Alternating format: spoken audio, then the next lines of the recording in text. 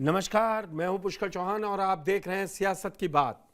सियासत की बात में बात आज एक बाहुबली नेता की, बात उदयभान करवरिया की, जो 9 साल के बाद नैनी जेल से आज रिहा हो गए। वो दोषी पाए गए थे जवाहर यादव विधायक की हत्या के। उनके साथ उनके दो भाई सूरजभान कांवरिया और कपिल मुनि करवरिया, ये भी दोषी करार दिए गए थे। लेकिन उदयभान करवरिया के चाल चलन को देखते हुए राज्य सरकार ने उनको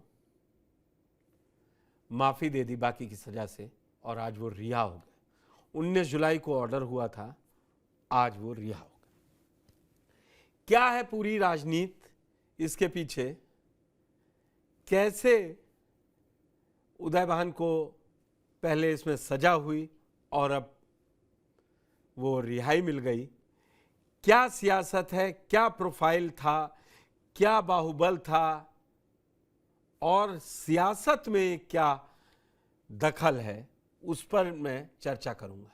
मेरे साथ पूरा एक पैनल मौजूद होगा, लेकिन पहले ये रिपोर्ट कि उदयभान करवरिया हैं कौन, क्या दोष था, क्या बार दोष मुक्त हुए या कैसे रिहाई हुई, पहले ये रिपोर्ट।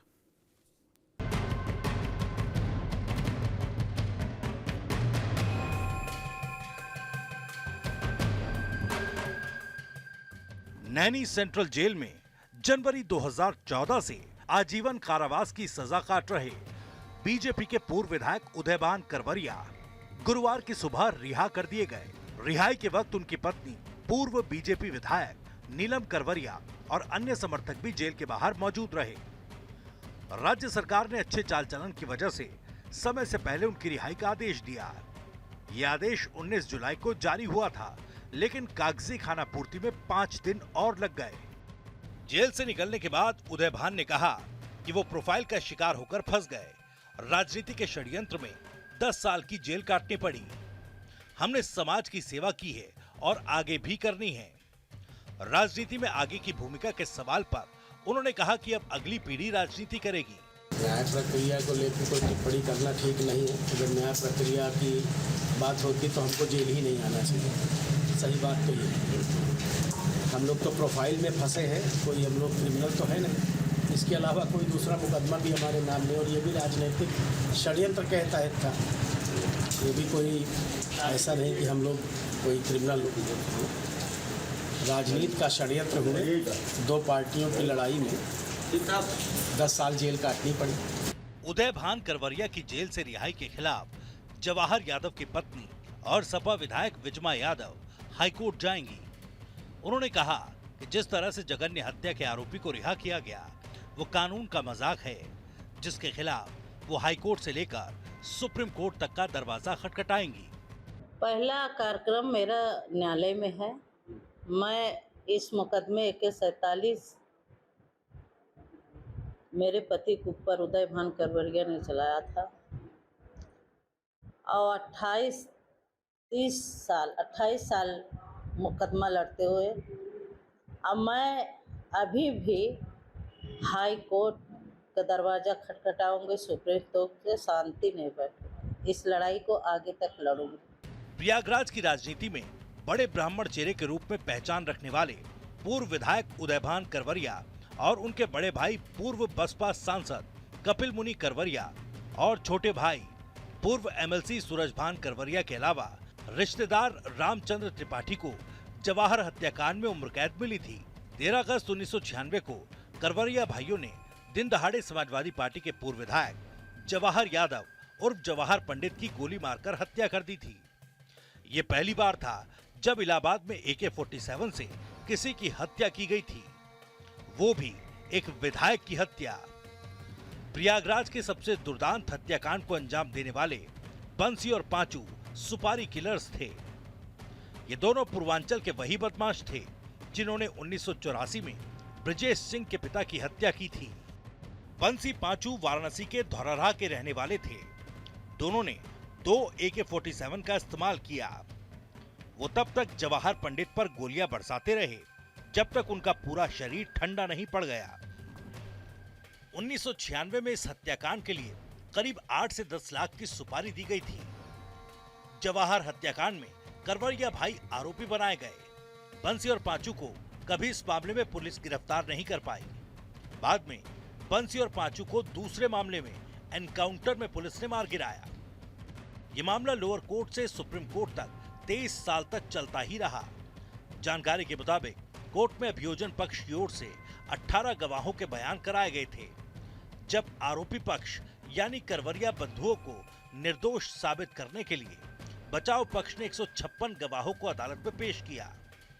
23 साल तक मामले की सुनवाई चली और 4 नवंबर 2019 को अदालत ने चारों आरोपियों को दोषी मानते हुए आईपीसी की धारा 302, 307, 147, 148 और 149 साथ ही क्रिमिनल लॉ की धारा 7 के तहत आजीवन कैद की सजा सुनाई।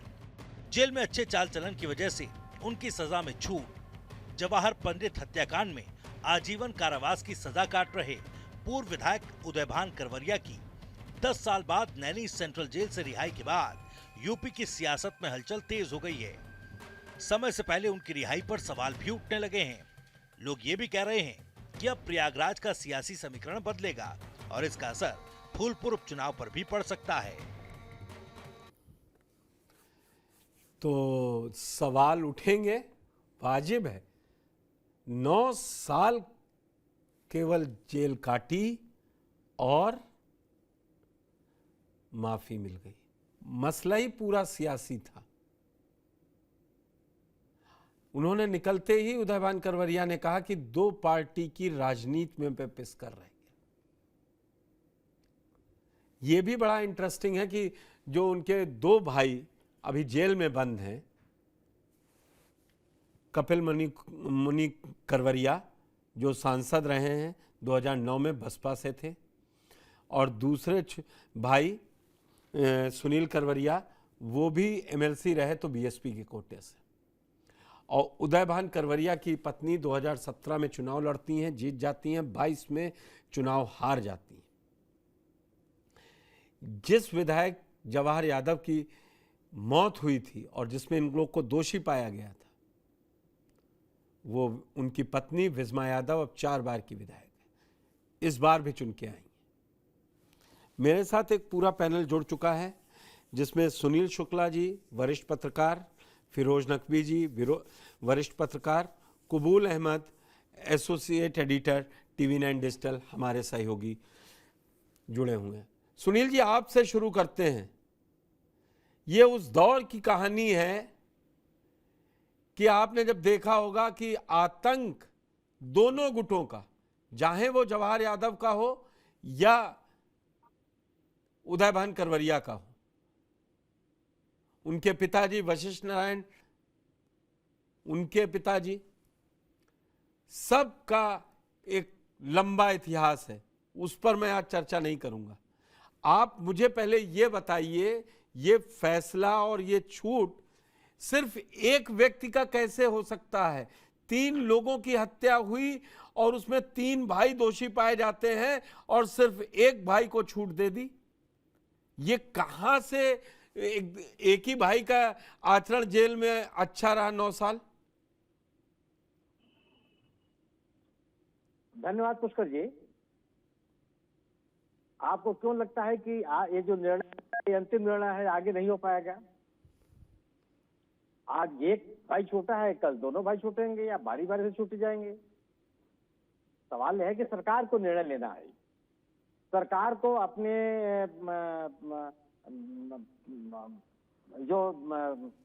जो इस मामले के विभिन्न तथ्य हैं उनको ध्यान में रखना है। सरकार क्या निर्णय करेगी इसको हम आज तक कभी नहीं, अभी तो कुछ कहा नहीं जा सकता। इसके पहले अगर आप याद कीजिए तो इसी सरकार ने इस मुकदमे थे इसी को वापस लेने का निर्णय लिया था, या न्यायालय में इसका विरोध हुआ तब इसकी सुनवाई होनी शुरू हुई। यह मामला अगर लंबा चला 1996 से लेकर के बहुत बाद तक जब इसका निर्णय हुआ, तो इसके लिए ऐसा नहीं है कि जो प्रोसिक्यूशन है वही जिम्मेदार है। ये खुद लोग बार बार इस मामले की जांच को टलवाते रहे, यहाँ से वहां, वहां से यहाँ, यहाँ से वहां, सब हमेशा रिक्वेस्ट करते रहे। किसी की मैं यह कोशिश कभी नहीं की गई कि इस मामले की जांच जल्दी से जल्दी पूरी हो जाए और ये न्यायालय में इसकी सुनवाई हो जाए। इसलिए मामला बहुत लंबे समय तक चला। सरकार का ने जो निर्णय लिया है, मुझे लगता है कि ये डाउन द लाइन अच्छा मैसेज नहीं जाएगा। इसकी वजह, सबसे बड़ी वजह यह मानता हूं कि ये एक बहुत ही सनसनीखेज हत्याकांड था और उसको लेकर के लोगों में प्रतिक्रिया हुई थी। और दूसरा वजह मैं ये मानता हूं कि जो इस समय भारतीय जनता पार्टी के खिलाफ पिछड़ा विरोधी होने का आरोप लग रहा है, यह और गंभीर होगा। इसको विपक्षी दल और तेजी से लोगों के बीच में ले जाएंगे कि एक पिछड़े वर्ग के नेता की हत्या हुई थी, उस मामले में जो वांछित या जो सजा याफ्ता व्यक्ति है उसको सरकार ने छोड़ दिया। तो यह जो पिछड़ों की राजनीति है वो और गर्म होगी। बिजमा यादव भी इस मामले को, मुझे नहीं लगता है कि इसको स्वीकार कर लेंगी और बिजमा यादव भी इसको लेकर के जाएंगी ऊपर तक। नहीं, विजमा यादव ने आज कह दिया, अभी रिपोर्ट आप नहीं देख पाए, विजमा यादव ने, हमारे संवाददाता दिनेश सिंह मेरे साथ जुड़ चुके हैं, उन्होंने आज इंटरव्यू किया, उन्होंने कहा मैं हाई कोर्ट, सुप्रीम कोर्ट सब जगह जाऊंगी। या मैं कह रहा हूँ कि यह उनके पैरवी का ही परिणाम था कि इसमें लोगों को सजा हो पाई। अन्यथा अगर जोरदार पैरवी नहीं हुई होती तो ये स्थिति नहीं बनती कि कम मामला ट्रायल पर आता, सुनवाई हो जाती और सजा भी हो जाती। तो यह, और दूसरी चीज की चूंकि बिजमा यादव भी साधन संपन्न है और उनके पास भी एक अच्छा खासा क्लाउट है, तो पैरवी में वो पीछे नहीं रहेंगी। और चूंकि यह मामला इन करवरिया बंधुओं को सुनवाई के दौरान जमानत तक नहीं मिल पाई थी, सुप्रीम कोर्ट से कई बार इनकी जमानत खारिज हुई और फिर बाद में अभी भी किसी भी अपीलीय न्यायालय से, चाहे हाईकोर्ट हो चाहे सुप्रीम कोर्ट से, कोई इनको राहत नहीं मिल पाई। मेरा अपना मानना यह है कि भारतीय जनता पार्टी को इससे कोई लाभ तो मुझे नहीं लगता कोई हो पाएगा। कोई उदयभान करवरिया इतने बड़े नेता नहीं है और कोई इतना बड़ा असर मैं उनका नहीं मानता, बल्कि मैं ये मानता हूं कि भारतीय जनता पार्टी के खिलाफ, पिछड़ों के खिलाफ होने की जो राजनीति है वो और जड़ पकड़ेगी और इसको और हवा मिलेगी। जी, आपने बड़ा लाइन खींच के कहा कि इतने बड़े नेता नहीं थे। आप सोचिए कि कलराज मिश्रा तत्कालीन बीजेपी अध्यक्ष ने कहा था कि मैं गवाही दूंगा और वो गवाही देने के लिए गए, कोर्ट ने स्वीकार नहीं की, माना नहीं। कोर्ट ने कहा आपकी गवाही नहीं स्वीकार की जाएगी, क्योंकि उदयभान करवरिया अपने को यह साबित करना चाह रहे थे कि वो पूरे दिन उस दिन कलराज मिश्रा के साथ थे। फिरोज जी, है तो मसला राजनीतिक, मेरी तो पूरी तरीके समझ में आया, क्या कोई गरीब आदमी जो बंद होगा उसके लिए इतनी तत्परता दिखाती है क्या कोई सरकारें? पहले इसका सवाल, फिर आगे मैं राजनीति से जुड़ा सवाल पूछूं। देखिए, न्याय तो गरीबों के लिए रह ही नहीं गया है, दिखावा होता है। और बात जो कुछ हो रही है, मैं एक बात जोड़ दूं कि जिस समय ये हत्या हुई थी उस समय राजनीति के अपराधीकरण की बड़ी चर्चा हुई थी, और आज जब रिहाई हो रही है तो एक पंक्ति में मैं कहूं कि ये चर्चा अपराध के राजनीतिकरण पर होनी जरूरत है। बहुत बढ़िया। अब आप अपना जो प्रश्न पूछना चाहते हैं वो पूछ लें। दरअसल ये रिहाई बहुत ही पॉलिटिकल है। पूरा एक वर्ग मानता है, सुनील जी का अपना मत है, मैं उस पर बहस में नहीं जा रहा, कि अब बीजेपी प्रयागराज मंडल में जो ब्राह्मण बिखरा पड़ा है, वो वहां कहते हैं ना, एक गंगा पार है एक यमुना पार है, तो गंगा पार तो फूलपुर जीत लिया, यमुना पार हार गए और वहां उज्जवल रमण जीत आए। और ये वो सीट थी जो ब्राह्मण बाहुल्य थी। नहीं, तो बिल्कुल राजनीतिक प्रभाव अगर दृष्टिगत न रखते तो ये रिहाई का आदेश ही ना होता। ये रिहाई और पैरोल आजकल राजनीतिक अस्त्र बन चुके हैं। पंजाब का या मतलब हरियाणा का उदाहरण मैं नहीं दूंगा, क्योंकि ये प्रदेश पर है, लेकिन वो नहीं, आप दे पेरोल सकते हैं देना, बात, आप अपनी राहत पत्रकार हैं, देना, आप रख सकते हैं। राम रहीम के साथ जो होता है, जब भी चुनाव नजदीक आते हैं वो उनको एक पेरोल मिल जाता है। उसी तरह से इनको भी पिछले वर्ष अप्रैल में पेरोल दिया गया था, और मई में जब पेरोल समाप्ति की बात आई, इन्होंने फिर से जमानत का प्रयास किया। हाई कोर्ट ने बहुत स्ट्रिक्टली मना किया। तब संभवतः 12 मई की तारीख थी जब इन्हें मजबूरन जेल जाना पड़ा। तो पेरोल जैसी सुविधा भी आमजन के लिए नहीं रह गई है। ये रिहाई, और न जाने कितने ऐसे लोग हैं जो सजायाफ्ता नहीं है, अंडर ट्रायल हैं, और उनकी जमानतें नहीं हो पा रही हैं और जेल भरी हुई है। तो हमारी न्याय प्रक्रिया पर बहुत बड़े न्यायिक सुधार पर बहुत जरूरत है। अभी जो दंड संहिता में संशोधन किया गया, उसमें एक बिंदु ये जरूर आया है कि अब जो है वो मुकदमा वापस लेने के पूर्व जो है वो प्रतिपक्षी को भी सुना जाएगा। लेकिन ऐसा कोई प्रावधान मुझे नजर नहीं आता कि इस तरह की समय पूर्व रिहाई पर भी प्रतिपक्षी को सुनने का कोई वैधानिक प्राविधान जो है वो हमारी न्याय संहिता में कहीं पर मौजूद है। रही बात आपने जो कही गंगा पार में, बेशक उनका प्रभाव क्षेत्र है, और ये माना जा रहा है कि यदि वो बाहर होते तो शायद उज्जवल रमन सिंह जो है वो इस सीट को उतनी आसानी से न जीत।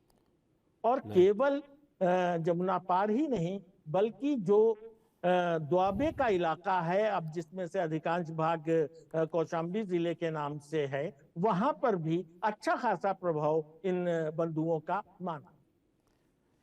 इन बंधुओं का माना है। ठीक ठीक, अब बात पूरी कर लीजिए। इस समय में इसमें बहुत कंट्रोवर्सी या बहुत बहसबाजी नहीं है, मैं समझना चाह रहा हूं इलाहाबाद के आसपास की सियासत, और वहां पर जब जो आपने राजनीति के अपराधीकरण और अपराधीकरण के राजनीतिकरण की बात कही, वो बड़ा है। कबूल जी, बात हो रही थी कि आनंदीबेन पटेल इतिहास रच देंगी उत्तर प्रदेश में। एक इतिहास तो रच ही दिया आज उन्होंने, मतलब 19 तारीख को रच ही दिया था, इसका मतलब।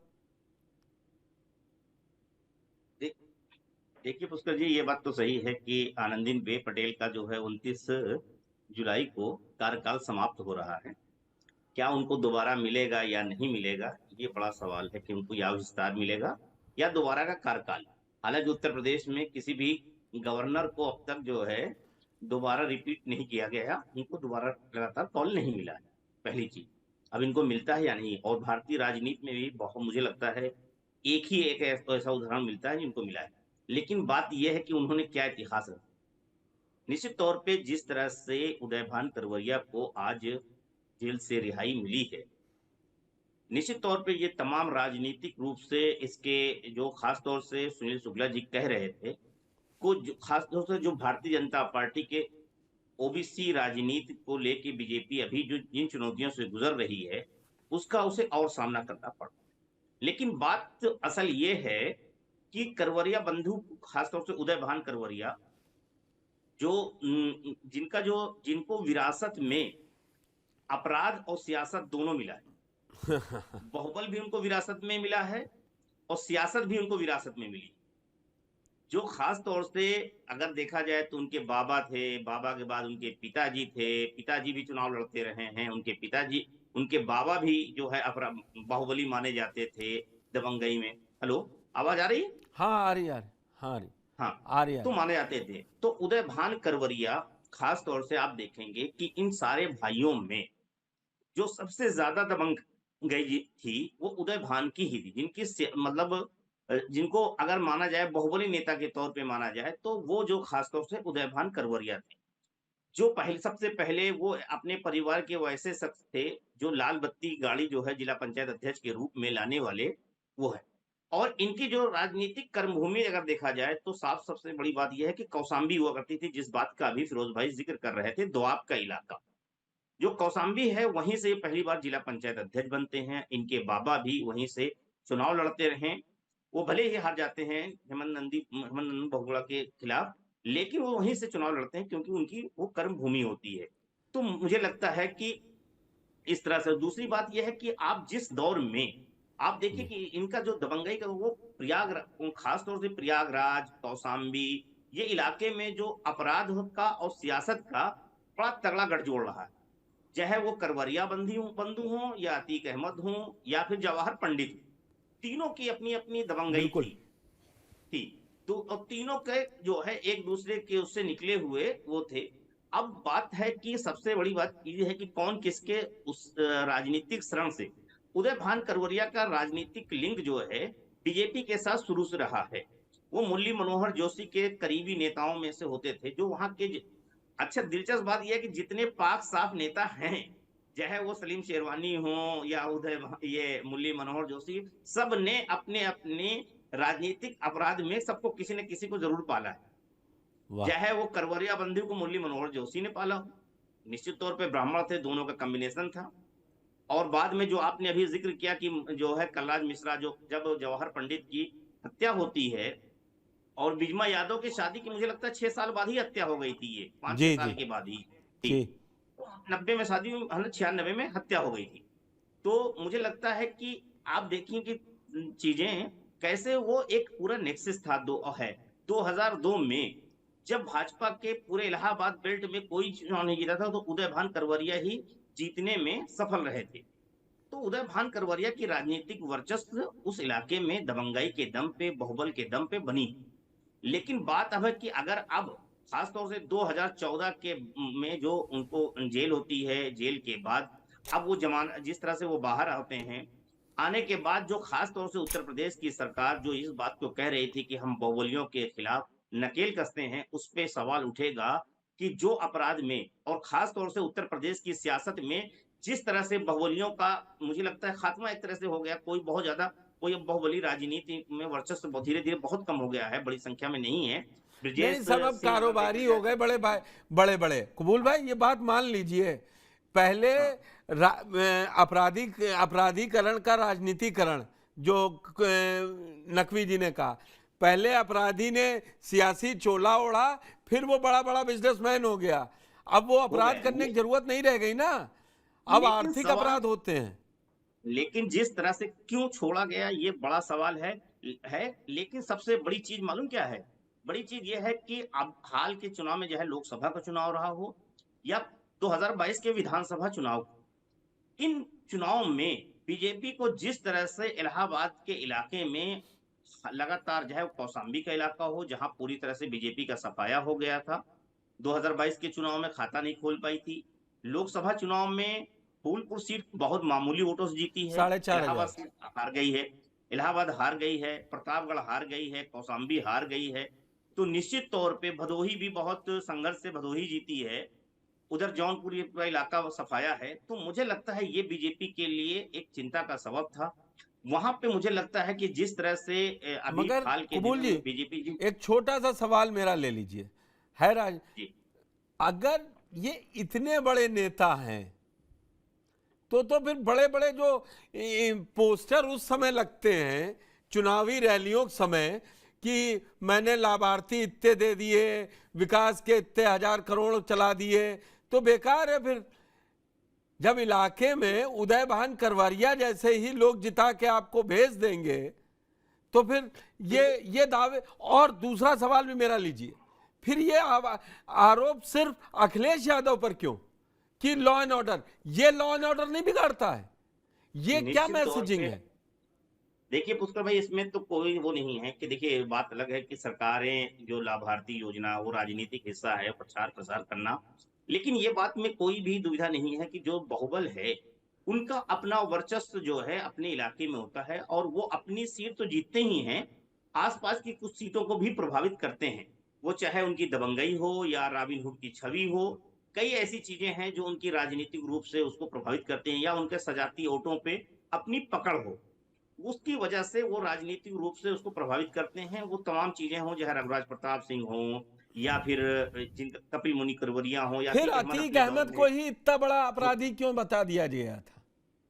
देखिए, अगर अतीक अहमद अपराधी बनाया गया तो हर चीज का एक नैरेटिव होता है। ऐसा नहीं है कपिल मुनि करवरिया बंधु को भी बनाया गया, अगर न बनाया गया होता तो सारे भाई 2013 में, वो होती है 14 में भारतीय जनता पार्टी की केंद्र में सरकार बनते ही, और कपिल मुनि करवरिया को बीजेपी से टिकट मांगते हैं 2009 में, और 2009 में वो टिकट मांग रहे थे और टिकट उनको नहीं मिलता है फूलपुर से। मैं आपको बताऊं कि वो हाँ, बीजेपी से पहले टिकट मांग रहे थे, जब बीजेपी से उनको नहीं मिलता है तब वो बसपा से चुनाव लड़ते हैं, और उस समय वो भाजपा छोड़ के बसपा में आते हैं। और और जीत उस वक्त जाते उत्तर हैं। प्रदेश की सत्ता में बसपा में थी, और बसपा में किस तरह से टिकट मिलता है इसमें कहने की जरूरत नहीं है, उसमें जीतने का मुद्दा हो, और पैसा। खासतौर से जो एक लिफाफा है या फाइल कहा जाए, जो एक किताब चलती है उसमें बसपा में, उस चीज को अगर कोई फुलफिल करता है तो मुझे लगता है उसको टिकट मिल जाता है। इसीलिए कपिल मुनि करवरिया को बसपा ने टिकट दिया, और बसपा के सिंबल पे, क्योंकि वहां पे फूलपुर में ब्राह्मण वोटर अच्छे खासे हैं और दलित वोटर कम्बिनेशन और उनकी अपनी दमंगई के दम पे कपिल मुनि करवरिया जो है सांसद बनने में कामयाब हो जाते हैं। लेकिन आप देखिए कि उदय भान वो भाजपा में ही बने रहते हैं, उनकी पत्नी बीजेपी में ही बनी रहती हैं। उदय भान जो है बीजेपी नहीं छोड़ते हैं, भले केवल कपिल मुनि करवरिया ही बीजेपी छोड़ते हैं और बसपा में आते हैं, तो है, तो वहां बनते हैं। लेकिन उसका असर ये होता है कि जो कौशाम्बी सीट है, खासतौर से फूलपुर सीट है, वहां जीतने में बीएसपी कामयाब रहती है। तो मुझे लगता है कि देखिए उस और जो जिस दशक कपिल मुनि करवरिया जब बनते हैं उस समय उत्तर प्रदेश में तमाम बाहुबली अपने अपने इलाके से जीतने में सफल रहते हैं। उस वक्त उत्तर प्रदेश की सियासत में अगर बात करें तो बाहुबलियों का अपना एक इलाके में सबका अपना वर्चस्व था और उनको चुनौती देने वाला कोई नहीं था। और मुझे लगता है कि अब जहां जब केशव प्रसाद मौर्य जीतते हैं और उसके बाद जो हालात बदलते हैं, वहीं से सारी प्रदेश बदलती है। बस मैं अब आता हूं, अब मैं सुनील शुक्ला जी के पास आता हूं। दरअसल एक जब से सुबह से रिहाई की खबर आई है और उसके कुछ ही घंटों में चलने लगा सोशल मीडिया से लेके हर जगह कि ये तो अब केशव प्रसाद मौर्य के लिए मुसीबत खड़ी होगी। जो ये केशव प्रसाद मौर्य हैं, अब उनके टक्कर में जो नहीं जिता पा रहे थे कौशाम्बी, खुद भी सीट नहीं जीत पा रहे थे, अब आ गए हैं करवरिया ब्रदर्स के सबसे मजबूत स्तंभ। उदयभान करवरिया बाहर आ गए। चुनाव तो वो नहीं लड़ पाएंगे, लेकिन उन्होंने इशारों में ये कह दिया कि उनका बेटा सक्षम अब राजनीति करेगा। तो आप जी, मतलब केशव मौर्य के लिए चुनौती कैसे उदयभान करवरिया हो जाएंगे? वो कह रहे हैं कि जो इतना वो इस समय सरकार में जो चल रहा है, मैं खुला तो क्या जैसे जिस तरीके के चिट्ठी और वो राजनीति में भाजपा को मजबूत नहीं कर पाए, आप ऐसे समझ लीजिए। वो तो पहले भी उदयभान करवरिया चिट्ठी लिख चुके हैं भारतीय जनता पार्टी को, जब इनकी सजा नहीं हुई थी, उन्होंने भारतीय जनता पार्टी के नेतृत्व को चिट्ठी लिखी थी। भारतीय जनता पार्टी ने कौन सी कार्रवाई कर लिया? और आप याद कीजिए, जिसकी बात अभी कुबुल साहब कर रहे हैं कि जब कपिल मुनि करवरिया भारतीय जनता पार्टी बहुजन समाज पार्टी के उम्मीदवार हुए थे फूलपुर में, तो उदयभान करवरिया किसके लिए वोट मांग रहे थे? किस बीजेपी उम्मीदवार के लिए वोट मांग रहे थे वो? ये एक अब दूसरी चीज आप कर रहे हैं ब्राह्मणों के नेता। अरे जब केसरीनाथ त्रिपाठी के लड़के को ब्राह्मणों ने वोट नहीं दिया, तो आप कहने से वोट दे देंगे वो? केसरीनाथ इस इलाके में अच्छा, आप प्रयागराज को बहुत अच्छी तरीके से जानते हैं और इन ब्रदर्स को भी जानते हैं, जवाहर यादव को भी जानते हैं, फिर ये 9 साल का दाग लेने की क्या जरूरत थी? नहीं, ये वही मैं कह रहा हूं। देखिए, सबसे बड़ी चीज ये भी है ना कि नीलम करवरिया जो कि भारतीय जनता पार्टी के नेता हैं, पूर्व विधायक हैं, उनकी पैरवी भी हो सकती है, भी हो सकता है कि इसके पीछे कोई राजनीतिक कारण ना हो, ये इसके पीछे भी हो सकता है। ऐसा मैं मतलब ये नहीं कि इसके कोई बड़ा राजनीतिक कारण है और राजनीतिक मंतव्य के लिए किया गया हो, क्योंकि कोई राजनीतिक हित सदता हो, कम से कम मुझे तो नहीं लगता। केशव मौर्य भले चुनाव हार गए हों, लेकिन वो एक राजनीतिक कद काठी के व्यक्ति हैं। पार्टी कार्यकर्ताओं में उनकी एक पकड़ है। चुनाव हार जाना, जीत जाने से ही हमको आपको मूल्यांकन नहीं करना चाहिए। दूसरी चीज ये है कि उसी कौशाम्बी जिले में कोई राजनीतिक सफलता नहीं मिली विधानसभा में और लोकसभा में इस परिवार को कभी भी। इतिहास है इस बात का। इनको राजनीतिक सफलता मिली आकर के प्रयागराज के जमुना पार से, उसके बाद ही आप चुनाव हारे, इनकी पत्नी भी चुनाव हारी। इस बार भी देखिए, मेजा में संदीप से हार गई। मैं कह रहा हूं ना कि ये केवल एक नैरेटिव बनाने की बात है। ऐसा मैं नहीं मैं ऐसा नहीं मानता कि केशव के लिए वो चुनौती बन जाए। अच्छा, भारतीय जनता पार्टी आपको प्रमोट क्यों करेगी? आज भारतीय जनता पार्टी पिछड़ों की राजनीति कर रही है लगभग हर राज्य में, चाहे उत्तर प्रदेश हो, चाहे बिहार हो, चाहे मध्य प्रदेश हो, कोई ऐसा राज्य नहीं है जहां पे पिछड़ों की राजनीति न कर रही हो। किस ब्राह्मण नेता को प्रमोट किया बीजेपी ने और क्यों करेगी वो? पंडित जी लोग तो ऐसे ही टूट के वोट दे रहे हैं बीजेपी को, कहाँ जा रहे हैं वो? क्योंकि किसी की जरूरत है। आ रहा हूं सवाल फिरोज जी नहीं आपके है। पास। मेरा अपना मानना यह है कि आप देखिए, भारतीय जनता पार्टी ने गुजरात में भी आप याद कीजिए कि सामूहिक बलात्कार के अपराधियों को छोड़ा था जो सजा याफ्ता थे। क्या हुआ? और अभी अगर मुझे, मेरा अपना मानना है कि अदालत में जब विजया यादव जाएंगी, जो भी परिणाम हो, मान के चलिए कि अगर ये अदालती आदेश जो विपरीत जाता है, तब बीजेपी को क्या कितना नुकसान होगा? 27 के विधानसभा चुनाव में क्या मुंह दिखाने लायक रहेंगे ये? वही है ना कि मैं इस तरह के चर्चा ही निर्णयों इसीलिए उदयभान करवरिया पर, इसीलिए सियासत ही तो है ये। नहीं, मैं यही कर, इस सियासत तो है, हो सकती है। मैंने मतलब ये भी मैं मान सकता हूँ कि नीलम करवरिया की अपनी पैरवी रही हो। इस तरह के निर्णय कैसे होते हैं हमको आपको पता है, जिसके संपर्क है, जिसके हुआ वो लोग अपना करा लेते हैं। नहीं सुनील जी, एक बात समझनी होगी मुझे, आप बताइए, ये 14 साल कंप्लीट हो गई होती तो राज्य सरकार जाती। इसमें तो राज्यपाल ने अपने शक्तियों का इस्तेमाल करते हुए वो चली गई। किसी भी राज्यपाल का कार्यकाल खत्म हो रहा, राज्यपाल का कार्यकाल खत्म हो रहा है। नहीं तो वो मैंने कबूल ही पूछा था। राज्यपाल इतिहास रचने की बात हो रही थी और इतिहास दूसरा रच गई। और वही मैं कह रहा हूँ कि राज्यपाल, अरे आप उनके ऊपर तो कई तरह के आरोप लगे। आप मान लीजिए उनका कार्यकाल खत्म होने जा रहा था, कार्यकाल खत्म होने के पहले उन्होंने एक निर्णय ले लिया। अब ये तो मामला जाएगा न्यायालय में, न्यायालय तय करेगा कितना ये न्याय संगत है, कितना न्याय संगत नहीं है। सवाल है बाहर तो वो आ गए ना, अभी तो वो बाहर आ गए, अब वो उस पर बहस होगी कब जाएगा। पुष्कर जी गुजरात में 10-12 लोग बाहर आए थे, आजीवन कारावास की सजा। सुप्रीम कोर्ट ने बड़ा लताड़ा था, मुझे उसमें क्या हुआ? ऐसा नहीं, आप देखिए जितने मामले हुए हैं, आप इन्होंने ही, सुप्रीम कोर्ट ने राम रही वाले मसले में क्या हुआ कि अधिकतम दिन तय कर दिया कि सदी का पेरोल नहीं देंगे। तमाम चीजें होती हैं। अब आगे क्या होगा, कैसे होगा, हम आप नहीं कह सकते, अदालती मामला है ये। मेरा अपना मानना यह है कि इस रिहाई से भारतीय जनता पार्टी को कोई राजनीतिक लाभ मिलने जा रहा है, मैं इससे सहमत नहीं हूँ। इससे सहमत नहीं मौर्य को कोई चुनौती मिलने जा रही है, मैं इससे सहमत नहीं। ठीक है, सुनील जी की बड़ी लाइन फिरोजी क्लियर है। बोले ये एक तो कोर्ट में टिकेगा कि नहीं टिकेगा वो चलिए अदालती बात है, लेकिन उन्होंने कई एग्जाम्पल दिए जहां पे कोर्ट ने न्याय दिया है। लेकिन सुनील जी का यह भी मानना है कि इससे बीजेपी को बहुत फायदा नहीं नुकसान है।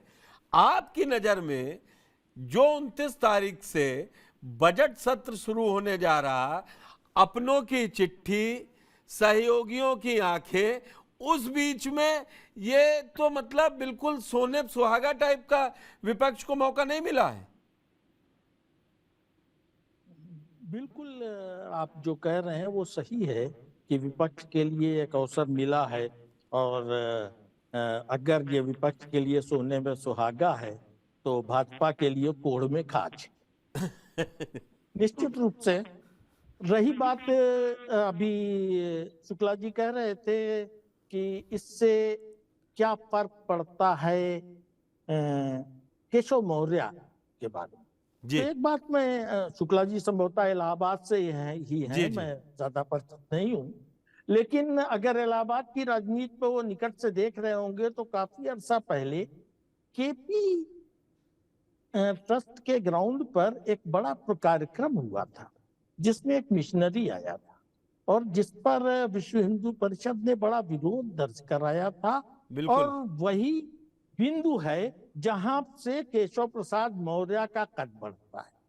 लाठियां भी चली थी और मुझे ध्यान आ रहा है कि उसमें 2 विधायक थे, एक केशव प्रसाद और 2012 के आसपास का, मेरे समझ में 13 का मसला है। जी, मैं तिथियों पर बहुत नहीं कर सकता, लेकिन घटनाक्रम मुझे याद। हाँ, और 2013 वहीं का से है। हिंदुत्व के वो एक पोस्टर बॉय बनते हैं। करवरिया परिवार पहले से था और वहीं से वो पोस्टर बॉय बनते हैं। और अभी पिछली बहस में संभवतः इलाहाबाद से ही एक पत्रकार थे जिन्होंने ये बात कही थी कि सिंगल साहब ने इनको बढ़ावा दिया। बढ़ावा नहीं दिया, वो वहां से जब हिंदुत्व के पोस्टर बॉय हुए तो उन्होंने देश भर में 2 लोगों का नाम संसद के टिकट के लिए रिकमेंड किया था। मेरे संज्ञान में जितना है, जितना मैं संघ और विश्व हिंदू परिषद के लोगों के निकट हूं, उसमें एक केशव प्रसाद मौर्य थे। और स्वाभाविक है कि केशव प्रसाद मौर्य फूलपुर से टिकट करवरिया परिवार को काटकर ही मिलता है 14 में। तो केशव प्रसाद मौर्य का असर खत्म होगा या नहीं, इस पर मैं बहस में नहीं जाता, लेकिन केशव प्रसाद मौर्य इस समय भाजपा में इस घटना के बाद असहज स्थिति में निश्चित रूप से आते। अब रही बात प्रभाव क्षेत्र की, तो हमारे क्षेत्र में कहा जाता है कि पानी का पैसा तो सिर्फ 3 व्यवसायों में, छोटे स्तर पर दूध में, उससे थोड़ा और बड़े स्तर पर दारू में। हेलो, हाँ, आपकी आवाज आ छोटे रही है। स्तर पर दूध में, हाँ, छोटे स्तर पर दूध में, उससे थोड़ा बड़े स्तर पर दारू में, और सबसे बड़े स्तर पर जो है बालू में। वो खदान में। तो ये पैसा जो है वो खनिज का पैसा पूरे देश में, इसलिए बताने की जरूरत नहीं है आपको पुष्कर जी कि वो कितनी बड़ी भूमिका अदा करता है और कितने बड़े बड़े वो होते हैं। अपराध के नाम पर सिर्फ हत्या या फिरौती या छिनैती ही अपराध नहीं है। ये मुझे लगता है कि जो राजनीतिज्ञों के लिए सबसे बड़ा शरण वाला आपराधिक धंधा बना है, वो चाहे बांदा से लेकर पूरे बुंदेलखंड में और इलाहाबाद और आसपास गंगा के बेल्ट में जो लोग पनप रहे हैं, बहुत तेजी के साथ ऊंचाई पर जा रहे हैं, उसमें खनिज व्यवसाय एक बड़ी भूमिका अदा करता है। और खनिज व्यवसाय को ही लेकर जवाहर पंडित की हत्या होती है। ये खनिज व्यवसाय में ही किसी और का दखल नहीं चाहता था करवरिया परिवार, जिसको लेकर और भी राजनीतिक तनाव पैदा होते हैं। और वो पैसा इस समय, पैसा जब होता है तो आज की राजनीति सिद्धांतों की राजनीति नहीं है, बहुत कुछ समस्याएं हल कर देता है। इसलिए जहां बहुत बड़ा प्रभाव ना होते हुए भी वो फूलपुर जाकर विधायक बन जाते हैं। कैसे बन जाते हैं ये बताने कोई भाजपा या हिंदुत्व की हवा नहीं चल रही थी, ना बसपा की उस समय कोई ऐसी हवा चल रही थी। उन स्थितियों को अगर आप पूरा देखें एक समेकित रूप में, तो मुझे लगता है कि ये जो खनिज का पैसा है ये भी एक बड़ा फैक्टर है। ठीक है, खनिज का पैसा है।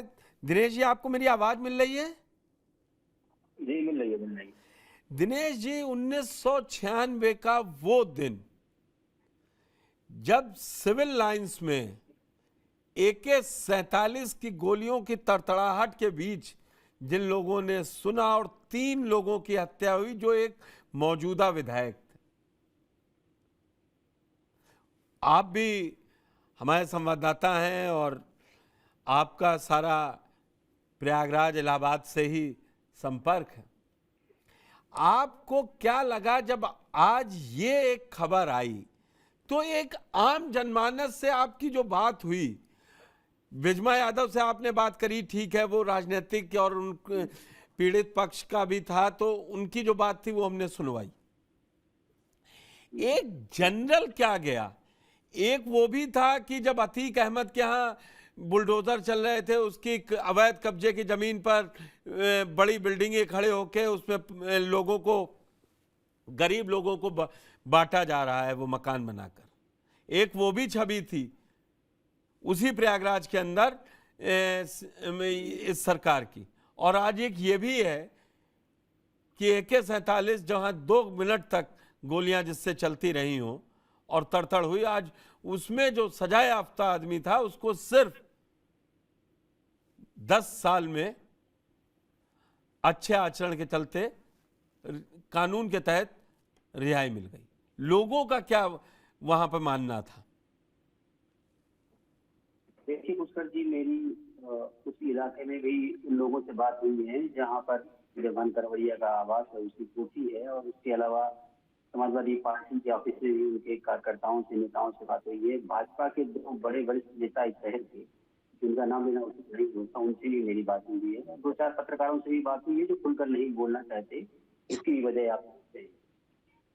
तो मुझे नहीं लगता कि आप अतीक अहमद की तुलना उदयभान करवरिया से कर सकते हैं।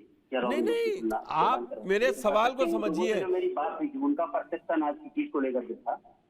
उनका देखिए, जो लोगों ने बताया या जो अलग अलग पार्टियों के लोगों के पास से बातचीत करके मेरे पास बात सुन के आई, उसमें उनका यही कहना था कि इसकी टाइमिंग को लेकर के सबसे महत्वपूर्ण सवाल उठाना चाहिए, क्योंकि ये टाइमिंग ऐसी है कि इस टाइमिंग को लेकर कई सवाल खड़े होते हैं। पहला सवाल, लखनऊ में जो अंतर कलह चल रही है उसको खड़ा होता है। दूसरा सवाल इसलिए भी खड़ा होता है कि यमुना पार में जिस तरीके से भारतीय जनता पार्टी का जो कम से कम ब्राह्मण लीडर्स थे, बड़े बड़े वहां के लीडर, उनके अंदर एक अंतर कलह थी, उनको जोड़ने का एक रास्ता भाजपा को लगा कि हो सकता है। और ये बात सही है, सुनील शुक्ला जी बहुत सीनियर मुझसे, लेकिन मैं इतना जरूर कह सकता हूँ कि नीरज त्रिपाठी और उदयभान करवरिया की कोई कंपैरिजन नहीं हो सकता। इस वजह से नहीं हो सकता कि उदयभान करवरिया 2 बार विधायक रह चुके, नीरज त्रिपाठी ने कभी एक पार्षद का चुनाव भी नहीं लड़ा है। तो दोनों की नहीं, सुनिए दिनेश जी, मेरी बात सुनिए। सुनील जी का ये कहना था प्रवीण त्रिपाठी नहीं थे, वो केसरीनाथ त्रिपाठी के पुत्र थे। केसरीनाथ त्रिपाठी उदयभान करवरिया से बड़े नेता थे। देखिए, केसरीनाथ त्रिपाठी अगर इस समय होते तो वो मैसेज एक अलग दूसरा मैसेज आता, लेकिन इस समय नहीं थे वो। तो मुझे नहीं लगता कि नीरज त्रिपाठी के साथ में उनका कंपैरिजन उस आधार पर। दूसरा, संगठन के अंदर अभी भी उनके पकड़ थी। आसपास के इलाके में मैंने जाकर लोगों से बात की थी, तो उनका परसेप्शन अभी भी बहुत बदला नहीं दिख रहा था। भाजपा के अंदर भी जिन लोगों से मेरी बातचीत हुई, बड़े नेता हैं, यहाँ कम से कम प्रयागराज में सबसे बड़े नेताओं में से एक है। उन लोगों का कहना था कि संगठन के स्तर पर भाजपा जो बिखरी कुचली नजर आ रही थी, कहीं ना कहीं उसको एक आत्मबल जरूर मिलेगा आसपास के लोगों से, खासकर ब्राह्मण जो कई गुट बने हुए थे उनको जोड़ने में मिलेगा। दूसरा, उनका ये कहना था कि कौशाम्बी का जो क्षेत्र है, जहाँ से सबसे पहले उदयभान करवरिया ने अपनी सियासी पारी शुरू की थी जिलाध्यक्ष के रूप में, जिला पंचायत के अध्यक्ष के रूप में, वहां से उसका जुड़ा हुआ अभी भी उनका नेटवर्क वहां पर मजबूत है, अच्छे लोग। तो कहीं ना कहीं पार्टी और संगठन को मजबूत करने में चुनाव नहीं लड़ सकते। लेकिन उस पर एक और मैं बात करूँ, मुझे लगता है कि ये जो एंट्री हुई है, इस टाइमिंग की जो एंट्री दी जा रही है, ये 2027 के कितने साल पहले हुई है, आप इसको कैलकुलेट करिए। तो क्या 2027 के लिए भी कोई तैयारी है? आप ये नहीं कह सकते कि उदयभान करवरिया आगे चुनाव नहीं लड़ पाएंगे, क्योंकि 2 साल का ही तो बने। अब ये कोर्ट में जाएगा मामला, कोर्ट में तय होगा कि इसको माफी माना जाए या इनकी सजा खत्म माना जाए। उसके बाद कोर्ट तय करेगा कि इनका भविष्य सजा खत्म होगी तो उनको 6 साल वैसे ही नए कानून के तहत वो लड़ ही नहीं सकते हैं 6 साल, क्योंकि वो 2 साल से ज्यादा 2 साल से ज्यादा अगर सजा काटे हैं तो वो नहीं लड़ सकते हैं चुनाव 6 साल। तो 27 उनके बाहर है, और अगर वो सजाए याफ्ता कह के उनकी सजा माफ की गई है, कोर्ट में ये साबित हो जाता है, तो वो परमानेंट डिबार रहेंगे, क्योंकि वो दोषी करार है। फिरोज जी, आप पास आऊंगा मैं, आप अपनी बात कंप्लीट करें दिनेश जी, फिर मैं फिरोज जी के पास जाऊंगा।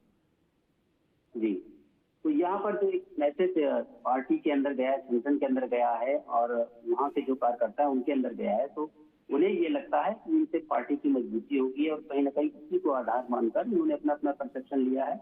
और मुझे नहीं लगता कि बहुत ज्यादा पार्टी के अंदर बहुत ज्यादा विरोध भी है। तो यहाँ पर जो मैंने लोगों से बात की, ठीक है, सभा के अंदर जाहिर सी बात है विरोध होगा, और जितना या तो जाएंगी कोर्ट, जाना भी चाहिए। लेकिन अब लॉ पॉइंट में कितनी सही है वो देखने वाली बात होगी, क्योंकि जो राज्यपाल ने जो इनकी सजा माफ की है या इनको रिहा करने का आदेश दिया है, वो 161 अनुच्छेद के तहत दिया, उनका पावर है, बिना आधार पर उन्होंने दिया है।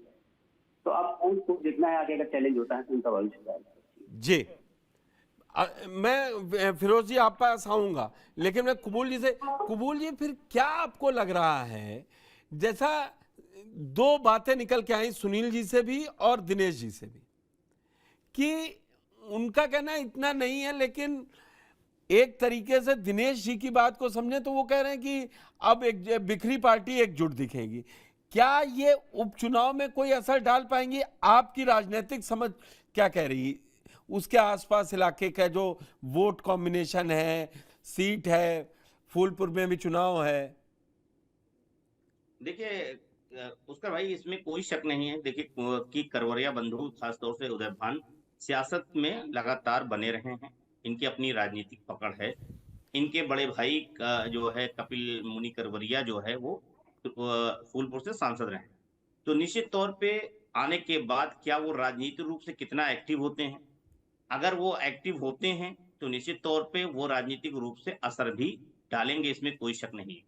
आप देखिए कि खास तौर से इस पूरे इलाके में जो जहां मतलब हम बात कर रहे हैं, चाहे वो कौशाम्बी हो या इलाहाबाद हो या फूलपुर का इलाका हो, इन इलाकों में या फिर अब भदोही भी चले तो वहां पे जो ब्राह्मण राजनीति है वो बहुत धीरे धीरे बहुत हाशिए पे पहुंच गई है। वहां की लीडरशिप जो है, कभी भदोही में विजय मिश्रा की तूती बोलती थी, लेकिन आज राजनीतिक रूप से किस हालत में है, जिस तरह से उनके ऊपर कानूनी सिकंजा कसा है, उसके बाद वो लगातार वो हो गई। राकेश धर त्रिपाठी ऑलरेडी सजा हो चुकी है, उनको तमाम चीजों में वो हैं। अब उनकी राजनीतिक पकड़ राकेश धर त्रिपाठी की भी कमजोर हो गई है। बिल्कुल। दूसरी तरफ आप देखिए कि जो केसरीनाथ त्रिपाठी थे, वो उनके निधन के बाद जो है उनके बेटे चुनाव लड़ते हैं, वो जीत नहीं पाते।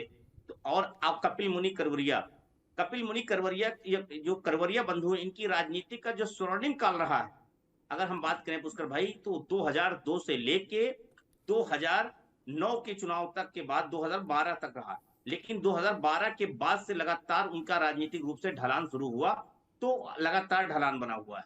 आप देखिए ये वो समय है जब इनका राजनीतिक जो है उरूज जैसी ही कम होता है, वैसी केशव प्रसाद मौर्य का राजनीतिक उरूज कद बढ़ता है। 2012 में केशव प्रसाद मौर्य विधायक बन जाते हैं। विधायक बनने के बाद 2014 में वो फूलपुर से सांसद बन जाते हैं, और 2014 के बाद वो बीजेपी के प्रदेश अध्यक्ष बन जाते हैं, और 2017 में भारतीय जनता पार्टी उत्तर प्रदेश की सत्ता में आ जाती है। तो आप देखिए लगातार कि कैसे इन केशव प्रसाद मौर्य का कद वहां बढ़ता है, और इनका कद जो है, क्योंकि ये तमाम जो खास तौर से जेल में चले जाते हैं, लेकिन आप देखिए कि जेल में बंद रहते हैं, बंद रहने के बावजूद इनकी जो राजनीतिक खासतौर से जो तीनों भाई हैं, सूरज भान, कपिल मुनि करवरिया, उदय भान, तीनों की राजनीति शुरू बीजेपी से होती है। उसमें कपिल मुनि करवरिया निश्चित तौर पे बसपा में जाते हैं, लेकिन उनके दोनों भाई बने रहते हैं। वो भले ही अपने भाई के नाते, परिवार के नाते वो प्रचार करते हो, लेकिन वो बीजेपी में ही रहते हैं। बीजेपी में क्योंकि वो मुरली मनोहर जोशी जो एक समय भारतीय जनता पार्टी के राष्ट्रीय अध्यक्ष रहे हैं, बीजेपी के जो टॉप लीडरशिप शीर्ष नेतृत्व था, उनमें से 3 लोगों में से मुरली मनोहर जोशी एक नेता हुआ करते थे। तो और उनके छत्रछाया में थे, उसकी वजह से खासतौर से जो बीजेपी की ब्राह्मण लॉबी रही है, चाहे वो कलराज मिश्रा की बात कर रहे हो, ब्रह्मदत्त द्विवेदी, जो 2 लोग सबसे ज्यादा इनकी पैरवी कर रहे थे जब ये हुआ कि जब जो गवाही देने वाले उसमें थे, वो ब्रह्मदत्त द्विवेदी, जो आप अगर उनके बारे में वही जो 1996 वाला जो 95 वाला गेस्ट हाउस कांड रहा है, उसमें मायावती के बड़े वो भाई के तौर पे उभरे थे, जो बीजेपी के नेता थे। तो हमारे फर्रुखाबाद के थे फिरोज भाई, मुझे बिल्कुल बिल्कुल फर्रुखाबाद के थे, हम हरदोई के हैं। ब्रह्मदत्त द्विवेदी जी को बहुत अच्छी तरीके से जान रहे हैं हम। हाँ, तो ये मतलब है उनकी जो खास तौर से बीजेपी की ब्राह्मण लामी थी, उसमें बहुत अच्छा खासा प्रभाव था, उनकी अपनी पकड़ थी। मुझे लगता है कि और जिस तरह से अभी हाल में मुझे लगता है कि इनकी रिहाई इधर होती है, और ये मुझे लगता है कि 19 तारीख की बात है, उस दिन कलराज मिश्रा की और केशव प्रसाद मौर्य की एक मुलाकात भी होती है 19 तारीख को। 2 दिन पहले की, ये 3 दिन पहले की बात है कि कलराज मिश्रा, मुझे लगता है 3 दिन पहले है, सॉरी है 3 दिन पहले कलराज मिश्रा और केशव प्रसाद मौर्य की भी एक मुलाकात होती है, और वो लखनऊ में मुलाकात होती है। तो मुझे लगता है ये सारी चीजें उदय भान परिवार का होना, मतलब रिहा होना उदय भान का।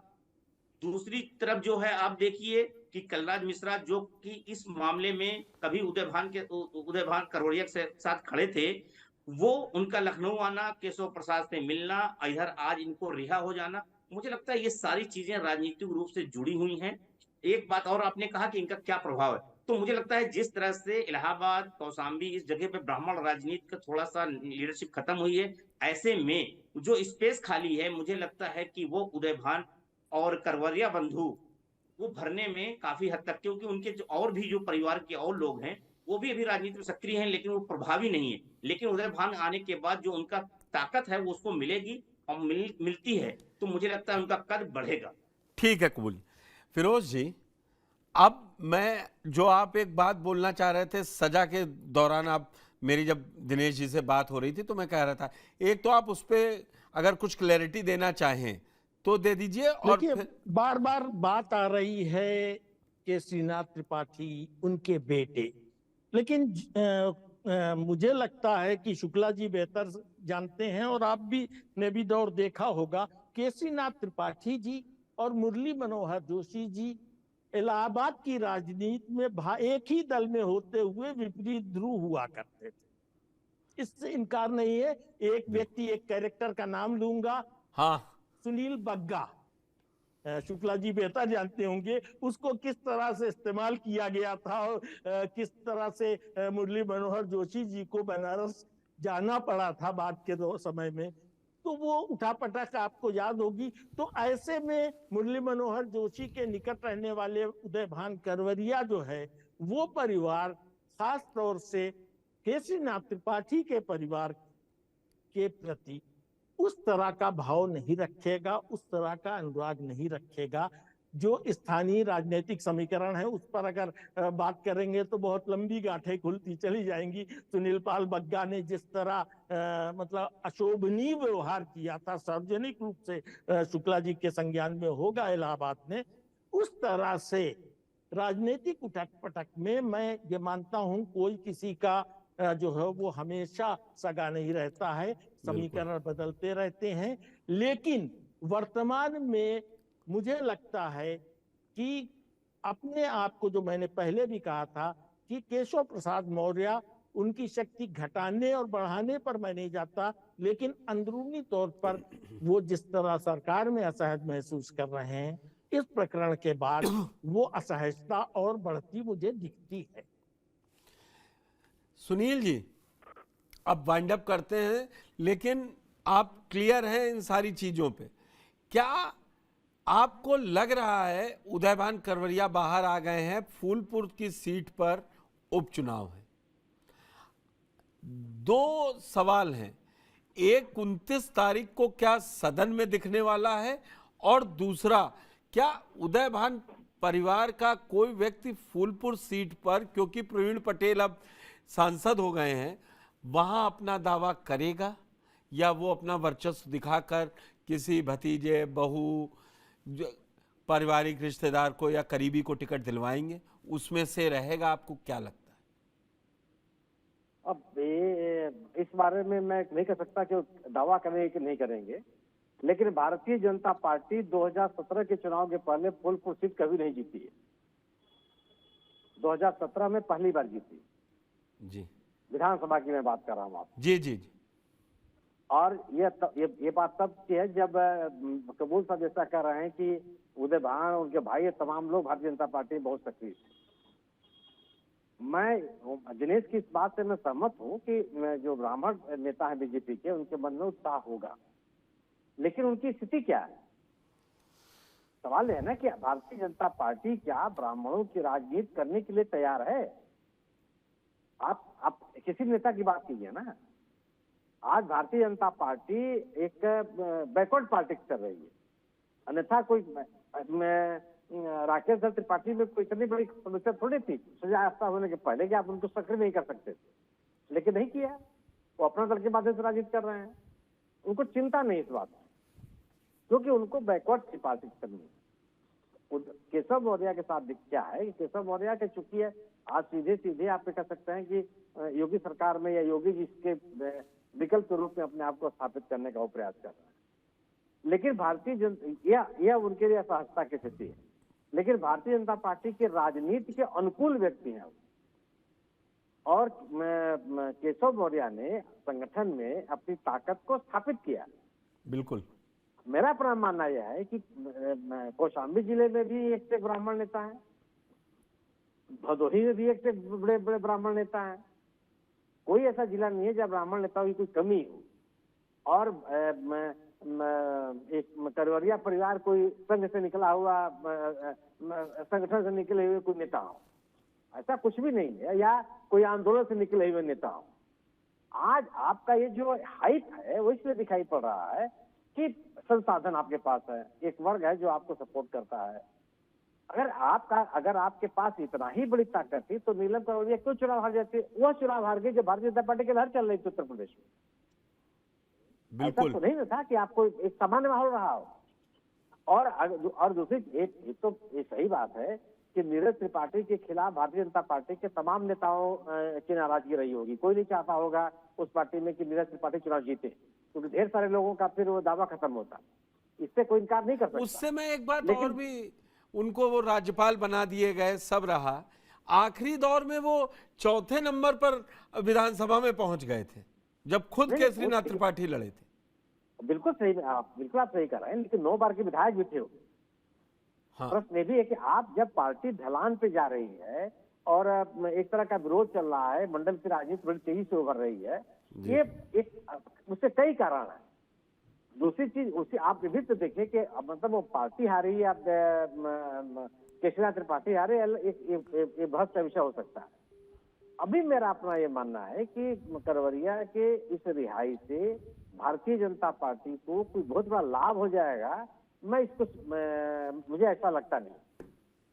ये जरूर है कि बल्कि इस रिहाई को मेरा अपना मानना यह है कि गैर पिछड़ा राजनीति करने का आरोप भारतीय जनता पार्टी के ऊपर लगेगा और बड़े पैमाने पर विपक्षी दल इसको लेके जाएगा।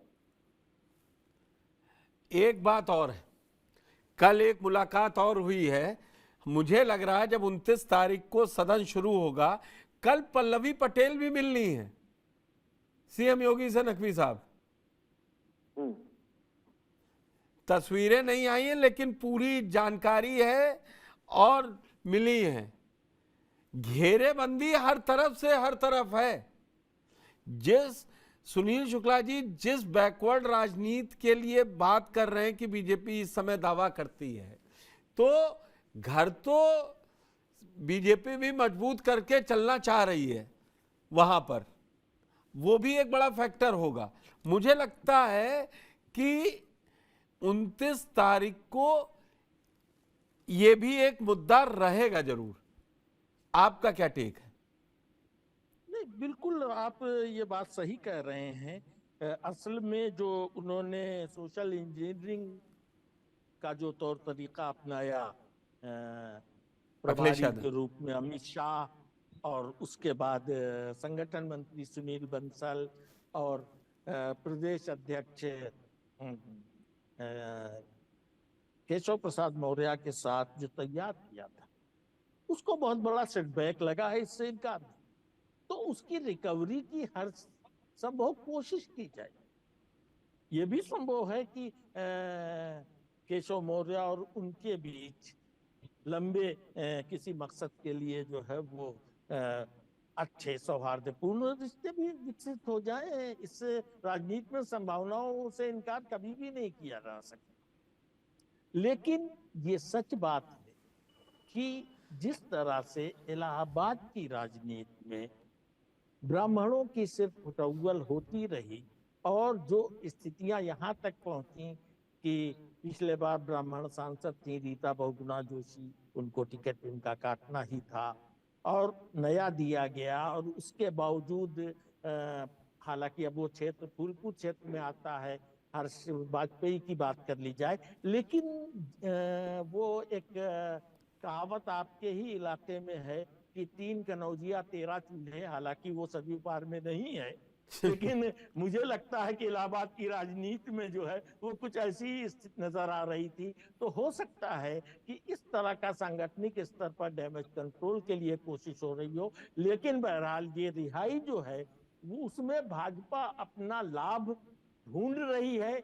स्वाभाविक है कि एक क्रिया की दूसरी प्रक्रिया भी हो सकती है। अब वो लाभ होगा या हानि होगी, जैसा शुक्ला जी कह रहे हैं, इस पर मैं कोई भविष्यवक्ता नहीं हूं, मैं नहीं कह सकता, लेकिन भाजपा को कम से कम अभी वो लाभ की स्थिति दिख रही है उदय भान करवरिया की रिहाई। अन्यथा वो अपनी छवि पर इस तरह की चोट का रिस्क लेने के लिए तैयार ना हो। बिल्कुल। कुबूल जी, 30 सेकंड में आपको क्या लग रहा है, उपचुनाव में कोई असर है इन बंधुओं का? हाँ ना में, और 30 सेकंड में खत्म कीजिए, अब टाइम हो गया है।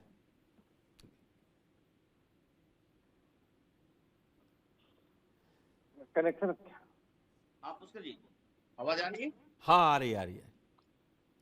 देखिए पुष्कर जी, इसमें कोई शक नहीं। देखिए, जो खास तौर से लोकसभा चुनाव के नतीजे के बाद उपचुनाव जीतना, और जिस तरह से लोकसभा चुनाव नतीजे के बाद से जिस तरह के आपसी प्रतिद्वंदिता दिख रही है, अंतर विरोध भाजपा में दिख रहा है, ऐसे में जिस तरह से वर्चस्व की लड़ाई इन दिनों छिड़ी हुई है, संग्राम छिड़ा हुआ है, ऐसे में उपचुनाव भारतीय जनता पार्टी के लिए जीतने के लिए बहुत जरूरी बन जाता है। और बीजेपी उपचुनाव जीतने के लिए काफी गंभीर है। हर वो दांव चलना चाहती है जिससे उपचुनाव जीत जाए, क्योंकि उपचुनाव के बाद जो सुनने में आ रहा है कि असली सर्जरी जो है उपचुनाव के बाद होगी। तो बिल्कुल, वो कई राज्यों में बकाया है। हाँ, उपचुनाव जीत के अपनी जो है ताकत को ज्यादा मजबूत करने का है, अपने आप की जो है वो दिखाने का है। तो मुझे लगता है ऐसे में निश्चित तौर पे अगर खास तौर से करवरिया बंधु की रिहाई है, मैं मानता हूं कि फूलपुर सीट पे इसका असर निश्चित तौर पे होगा। असर निश्चित तौर पर पड़ेगा। ये बड़ी बात। तो मैं अब इस चर्चा को यहीं पे विराम दे रहा हूं। सुनील शुक्ला जी, आपका बहुत बहुत धन्यवाद। फिरोज जी आपका, दिनेश जी आपका भी, और कुबूल जी आपका भी बहुत बहुत धन्यवाद। तो उदयभान करवरिया की रिहाई 29 तारीख को मुद्दा तो विधानसभा में बनेगी। अब देखना यह है कि बीजेपी उस पर क्या जवाब देगी। अभी तो वो कह रही है ये कानून के तहत हुआ है। क्या उदयभान करवरिया उनके लिए उपचुनाव में फायदेमंद साबित होंगे, या सुनील शुक्ला जी जैसा कह रहे थे कि इतना असर तो नहीं है और बीजेपी को इससे नुकसान भी हो सकता है। तो देखते हैं कि क्या होता है। फिलहाल इस बुलेटिन में इतना ही।